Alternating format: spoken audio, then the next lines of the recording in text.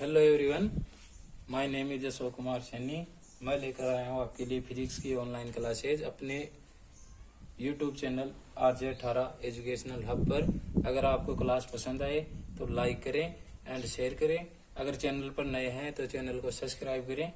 आपका अपना channel RJ18 educational hub. आज का हमारा टॉपिक रहेगा विद्युत क्षेत्र। तो हम क्लास स्टार्ट करते हैं टाइम खराब न करते हुए। विद्युत क्षेत्र विद्युत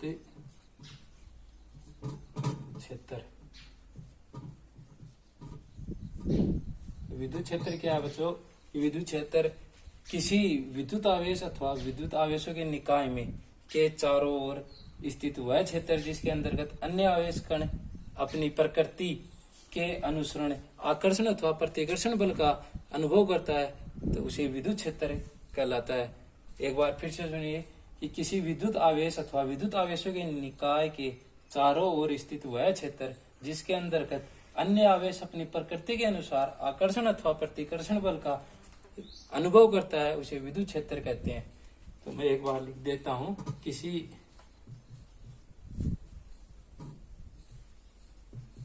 आवेश अथवा आवेशों के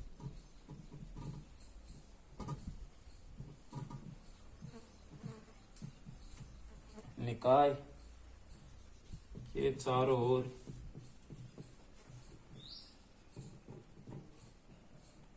स्थित वह क्षेत्र जिसके अंतर्गत अन्य आवेश कण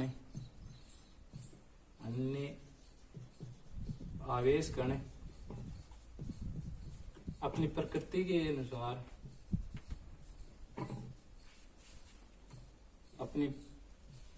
के अनुसार आकर्षण या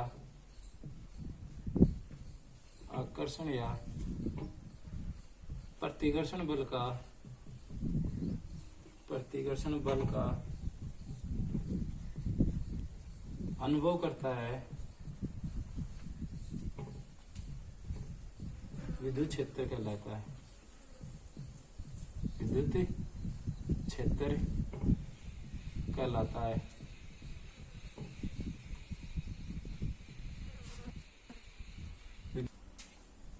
विद्युत क्षेत्र एक सदिश राशि भी है। सदिश राशि है। तो बच्चों, आपको विद्युत क्षेत्र समझ में आएगा। अब अगला टॉपिक है हमारा विद्युत क्षेत्र की तीव्रता। विद्युत क्षेत्र की तीव्रता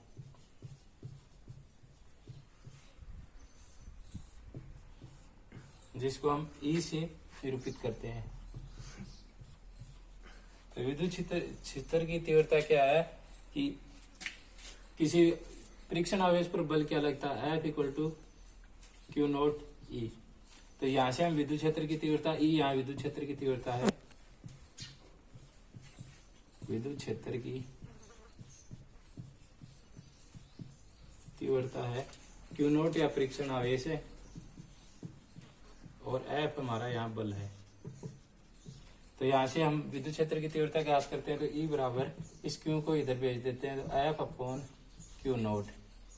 तो E बराबर होगा F/Q0। ये है विद्युत क्षेत्र की तीव्रता। तो विद्युत क्षेत्र की तीव्रता मतलब, और विद्युत क्षेत्र की तीव्रता एक सदिश राशि है। विद्युत क्षेत्र की तीव्रता सदिश राशि है। इसका मात्रक होता है, E विद्युत क्षेत्र है, F का मात्रक होता है न्यूटन, और आवेश का मात्रक होता है कूलाम। तो इसका मात्रक हो जाएगा न्यूटन पर कूलाम। और इसकी विमा ज्ञात करें तो बल की विमा क्या होती है, m1 L1 T -2। और आवेश की विमा होती है A1 T1।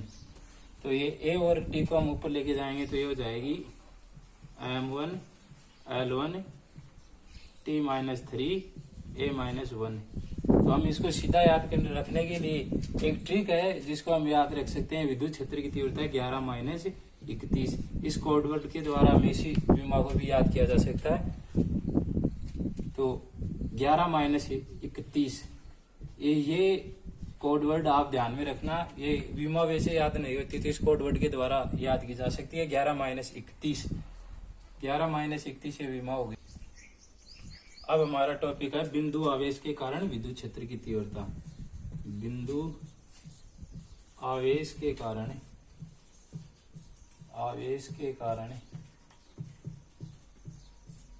विद्युत क्षेत्र की तीव्रता इसको हम ज्ञात करने के लिए एक परीक्षण आवेश Q0 लेते हैं। Q0 ये ले लिया और इससे r दूरी पर एक बिंदु आवेश लेते हैं स्मॉल q। जिन दोनों के मध्य की दूरी है r, इन दोनों के मध्य की दूरी है r। तो इस प्लस धन आवेश है, इसके कारण इस परीक्षण आवेश Q0 पर बल लगेगा, उसकी दिशा ये रहेगी क्योंकि प्लस के कारण बाहर की ओर होती है विद्युत क्षेत्र की तीव्रता। तो अब कूलॉम नियम से ये Q0 परीक्षण आवेश है, Q0 परीक्षण आवेश है। इस पर हम कूलॉम नियम के द्वारा बल ज्ञात करते हैं पहले। तो कूलॉम नियम के द्वारा बल, तो F इक्वल टू क्या आएगा। कूलॉम नियम आपको पिछली क्लास में पढ़ाया है, वहां से के Q0 दोनों के बीच की दूरी का स्क्वायर r² हो गया। ठीक है, r² होने का। अब हमने विद्युत क्षेत्र की तीव्रता अभी उसका फॉर्मूला पढ़ा था विद्युत क्षेत्र तीव्रता का। तो विद्युत क्षेत्र की तीव्रता क्या होती है। विद्युत क्षेत्र की तीव्रता E इक्वल टू F/Q0। अब समीकरण 1 है और समीकरण नंबर 2। समीकरण 1 से हम समीकरण 2 में F का मान पुट करते हैं तो E बराबर आएगा K Q0/r² बट्टे में Q0 है। तो अब ये Q0 के एक मान ले तो ये ऊपर जाएगा 1/Q0 हो जाएगा गुणा में, इससे ये Q0 कैंसिल हो जाएगा। तो E बराबर बचेगा हमारे पास K Q/r², जो बिंदु आवेश के कारण विद्युत क्षेत्र की तीव्रता का फॉर्मूला है। तो इस बिंदु आवेश के कारण विद्युत क्षेत्र की तीव्रता है जिसका हमें फॉर्मूला ये प्राप्त होता है E बराबर KQ/r²। K की जगह हम 1/4πε0 भी आपको कई बुकों में लिखा हुआ मिलेगा, जो कि आप ये सोचने लग जाओ कि ये गलत है। गलत नहीं है, K का मान 1/4πε0 के बराबर होता है। और इस K की वैल्यू है वो आपको पिछली क्लास में भी बताया था मैंने, 9 × 10⁹ न्यूटन इंटू मीटर स्क्वायर बट्टे कूलॉम स्क्वायर होता है। और अब ε0 आपको पता ही है, यहाँ निर्वात है हवा की विद्युतशीलता है। तो बच्चों आपको जो टॉपिक मेरा विश्वास है कि आपको समझ में आ रहा होगा। अगर आपको फिर भी समझ में नहीं आ रहा है तो एक बार क्लास को रिवर्स करके देखें। आपको कोई समस्या हो तो हमारे कमेंट बॉक्स में कमेंट करें, आपकी समस्या का समाधान किया जाएगा। अब हमारा टॉपिक है आवेशों के निकाय के कारण विद्युत क्षेत्र की तीव्रता। आवेशों के निकाय के कारण विद्युत क्षेत्र की तीव्रता। विद्युत क्षेत्र की तीव्रता विद्युत क्षेत्र की तीव्रता में भी अध्यारोपण का सिद्धांत लागू होता है। जो ये विद्युत क्षेत्र की तीव्रता निकाय की मतलब आवेशों के निकाय की विद्युत क्षेत्र की तीव्रता ज्ञात करने के लिए हम एक निकाय लेते हैं और इसमें अध्यारोपण का सिद्धांत लागू होता है। तो निकाय, ये मान लो हमारे पास एक निकाय है जिसमें क्यू नोट है, जो परीक्षण आवेश है क्यू नोट, और एक आवेश लेते हैं हम Q1 और दूसरा आवेश हमारे पास Q2। इसकी दूरी हो जाएगी R1, इसकी R2, इसकी R0 और एक आवेश हमारे पास Qn। मतलब निकाय के अंदर कितने भी आवेश उपस्थित हो सकते हैं, इसलिए हम n तक ही मतलब अनंत तक के आवेशों की निकाय के लिए हम ज्ञात करते हैं। तो इसके लिए इसमें अध्यारोपण का सिद्धांत लागू होता है। तो जो टोटल आवेश होगा मतलब टोटल विद्युत क्षेत्र की तीव्रता होगी, ये सभी आवेशों के निकाय में जितने भी आवेश हैं उनकी सभी की विद्युत क्षेत्र की तीव्रता के बीजगणितीय योग के तुल्य होती है। तो पहले हम Q1 है ये इस तरफ लगाएगा, Q2 इसे लगाएगा, Qn के द्वारा ये लगेगा। तो हम अब ज्ञात करते हैं E1 विद्युत क्षेत्र की मतलब इसके द्वारा हो गई E1, इसके द्वारा हो गई E2, इसके द्वारा हो गई E3 और इसके द्वारा En। तो अब हम E1 ज्ञात करते हैं। तो E1 ज्ञात करता है, अभी फॉर्मूला पीछे हमने एक फॉर्मूला ज्ञात किया था, उसके अनुसार K Q1 और R0 1 का स्क्वायर।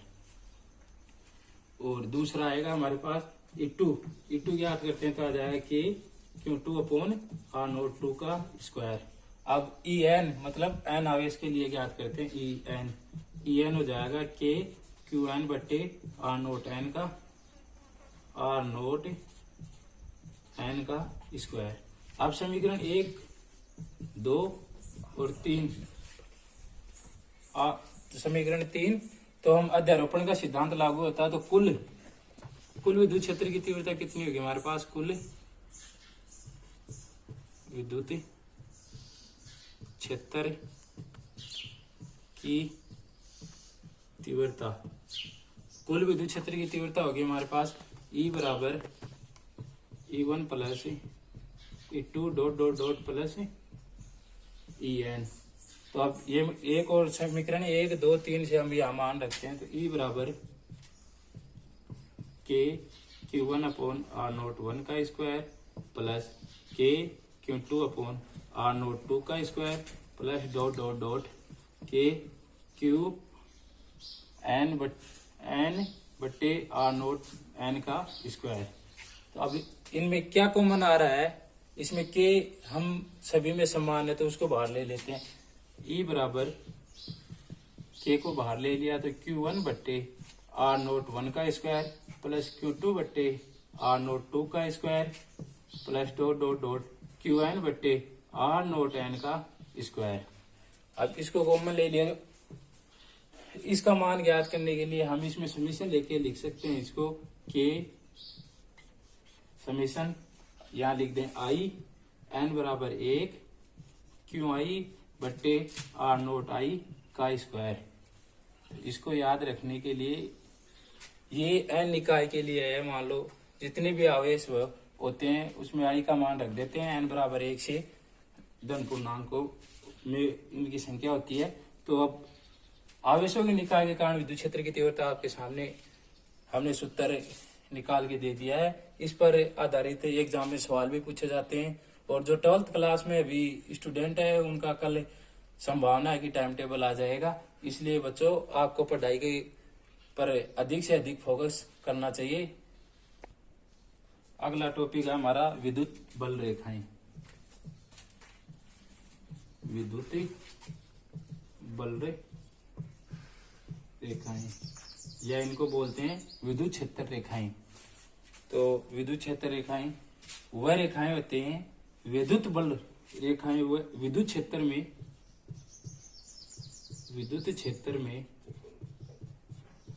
में खींचा गया वह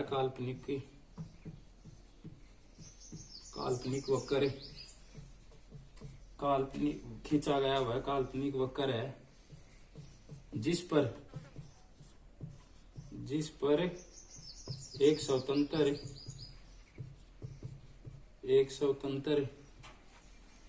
पृथकृत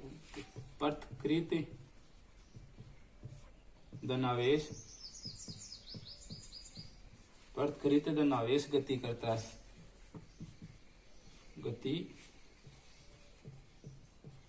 है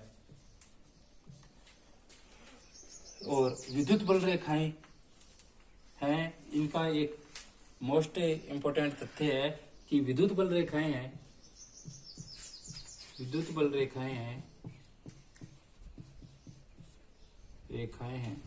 उनके किसी भी बिंदु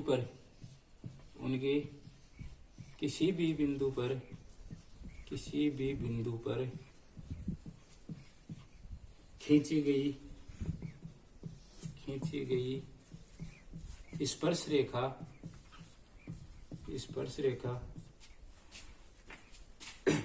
उस बिंदु पर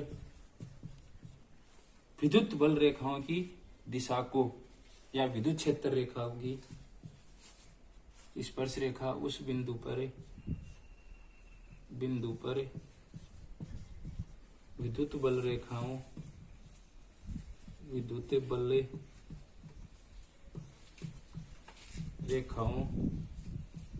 की दिशा को व्यक्त करती हैं। बच्चों आपको क्या समझ में आया कि विद्युत बल रेखाएं वो होती हैं विद्युत क्षेत्र में खींचा गया वह काल्पनिक वक्र जिस पर एक स्वतंत्र पृथकृत धनावेश गति करता है और विद्युत बल रेखाओं के उनके किसी भी बिंदु पर किसी भी विद्युत बल रेखा वो काल्पनिक वक्र होता है उसके किसी भी बिंदु पर हम स्पर्श रेखा खींचते हैं तो उस स्पर्श रेखा है वो विद्युत क्षेत्र की तीव्रता दिशा को व्यक्त करती है। विद्युत क्षेत्र की तीव्रता की दिशा व बल की दिशा को व्यक्त करती है। अब हमारा अगला टॉपिक है विद्युत क्षेत्र रेखाओं के गुण। तो इसमें पहला गुण है हमारा कि ये विद्युत क्षेत्र रेखाएं हैं ये एक दूसरे को परस्पर नहीं काटती हैं। ये परस्पर एक दूसरी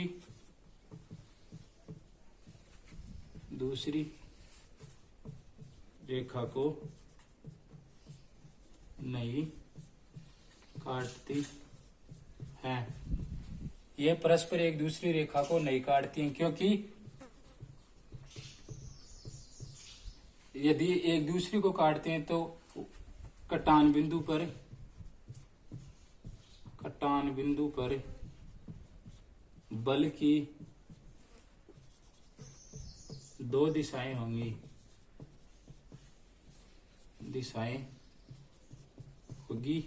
जो असंभव है। अब विद्युत क्षेत्र की रेखाओं के गुण में हमारा दूसरा बिंदु आता है कि ये धनावेश से निकलती हुई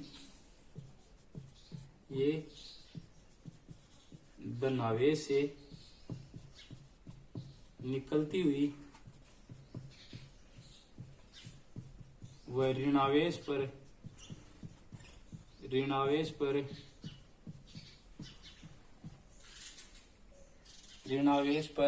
धनावेश से निकलती हुई वह ऋणावेश पर प्रवेश करती हुई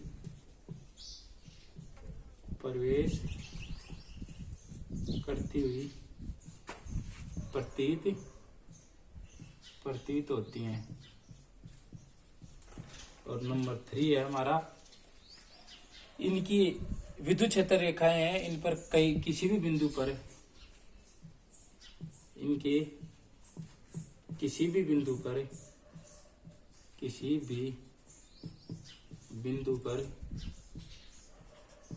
खींची गई स्पर्श रेखा विद्युत क्षेत्र की विद्युत क्षेत्र की तीव्रता की दिशा को व्यक्त करती हैं, दिशा को व्यक्त करती हैं, व्यक्त करती हैं। और चौथा गुण है इसका, विद्युत क्षेत्र रेखा है, इनकी दिशा है समविभव पृष्ठ से, समविभव पृष्ठ के लंबवत होती हैं। इसका मतलब है कि विद्युत क्षेत्र रेखाएं हैं, उनका जो दिशा है वो समविभव पृष्ठ के लंबवत होती है। हमेशा समविभव पृष्ठ है उसके लंबवत दिशा से विद्युत क्षेत्र रेखाएं गुजरती हैं। ये विद्युत क्षेत्र रेखाओं के गुण हो गए हैं। आज की क्लास को हम यहीं पे समाप्त करते हैं। अगर क्लास पसंद आती है आपको तो लाइक करें एंड शेयर करें। अगर चैनल पर नए हैं तो आपके अपने YouTube channel RJ18 educational hub को सब्सक्राइब करें और अपनी स्टडी को कंटिन्यू रखिए। जय हिंद, जय भारत।